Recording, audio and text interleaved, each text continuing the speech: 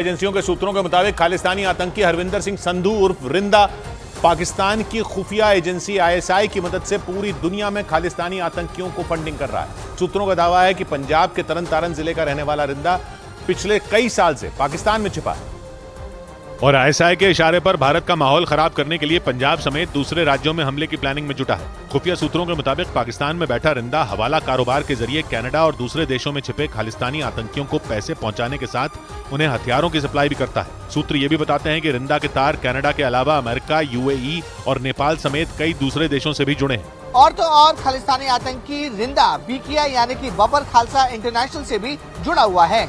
खुफिया सूत्रों का दावा है कि आतंकी पाकिस्तान से सोशल मीडिया के जरिए दुनिया भर में मौजूद खालिस्तानी आतंकियों के संपर्क में रहता है, जिसमें उसकी पूरी मदद आईएसआई करती है। दावा तो ये भी है कि रिंदा अंडरवर्ल्ड डॉन दाऊद इब्राहिम के भी संपर्क में है और उसी की मदद से वो ड्रग्स और हथियारों की तस्करी करता है। इस बीच खुफिया एजेंसियों के सूत्रों के मुताबिक खालिस्तानी आतंकी सुखदूल सिंह उर्फ सुक्खा कनाडा के पॉश इलाके में रहता था, जहां ठीक 5 दिन पहले 20 सितंबर को उसे घर में घुसकर गोलियों से भून दिया गया और खुफिया सूत्रों का दावा है कि उस दौरान हमलावरों ने उसे एक के बाद एक कई गोलियां मारी थीं। सूत्रों के मुताबिक खालिस्तानी आतंकी सुक्खा कनाडा के विनिपेग शहर के हेजल्टन ड्राइव इलाके में मौजूद फ्लैट नंबर 230 में रहता था, जिसकी कुछ तस्वीरें भी सामने आईं, जिनमें दीवारों पर गोलियों के निशान दिखाई दिए, जबकि एक तस्वीर में वहां एक पुलिस वाला जांच करता नजर आया।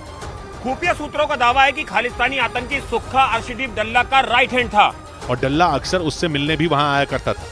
सूत्र ये भी बताते हैं कि डल्ला ने ही सुक्खा को यह फ्लैट रहने के लिए दिलवाया था। खुफिया सूत्रों का दावा है कि कत्ल से ठीक पहले सुक्खा के इस फ्लैट पर अर्शदीप डल्ला भी मौजूद था, लेकिन हमला होने से कुछ देर पहले ही वो वहां से निकल गया था, जिससे उसकी जान बच गई। उधर खालिस्तानी आतंकी हरदीप सिंह निज्जर की हत्या पर बार बार झूठे आरोप लगाने में लगे जस्टिन ट्रूडो पर कनाडा में बसा बलोच समुदाय भड़क गया।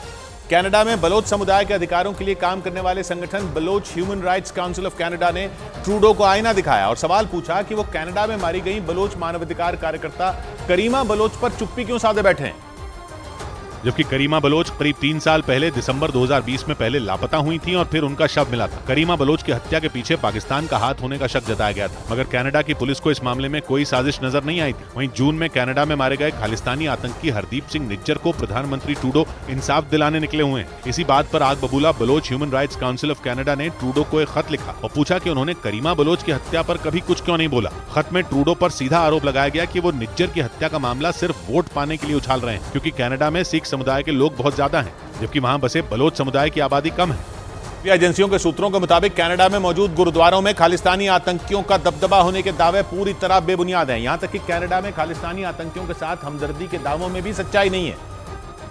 और खुफिया एजेंसियों के सूत्रों के मुताबिक कनाडा में कुल 250 गुरुद्वारे हैं, जिनमें केवल 8 गुरुद्वारों में खालिस्तानी आतंकियों का दबदबा है। यानी कनाडा के गुरुद्वारों का खालिस्तानी आतंकियों को समर्थन का दावा हकीकत नहीं है। यही नहीं, सूत्रों के मुताबिक कनाडा में खालिस्तान के समर्थकों की गिनती करीब 10,000 से ज्यादा नहीं है। इनमें भी केवल 5,000 ऐसे हैं जो खालिस्तानी आतंकियों के कट्टर समर्थक हैं, जबकि बाकी समर्थक केवल सहानुभूति रखने वाले लोग हैं। जबकि कनाडा में सिख समुदाय की कुल आबादी 7.5 लाख से भी ज्यादा है। इस बीच एनआईए ने विदेशों में बैठकर भारत के खिलाफ साजिश रचने वाले 19 आतंकियों की लिस्ट तैयार कर ली। खबर है कि ब्रिटेन, कनाडा और अमेरिका में रह रहे इन आतंकियों की भारत में संपत्तियों की जांच की जाएगी। साथ ही इन खालिस्तानी आतंकियों की मदद करने वालों पर भी नकेल कसी जाएगी। एनआईए की इस लिस्ट में सिक्स फॉर जस्टिस के प्रमुख गुरपतवंत सिंह पन्नू समेत कई भगोड़ों के नाम शामिल हैं।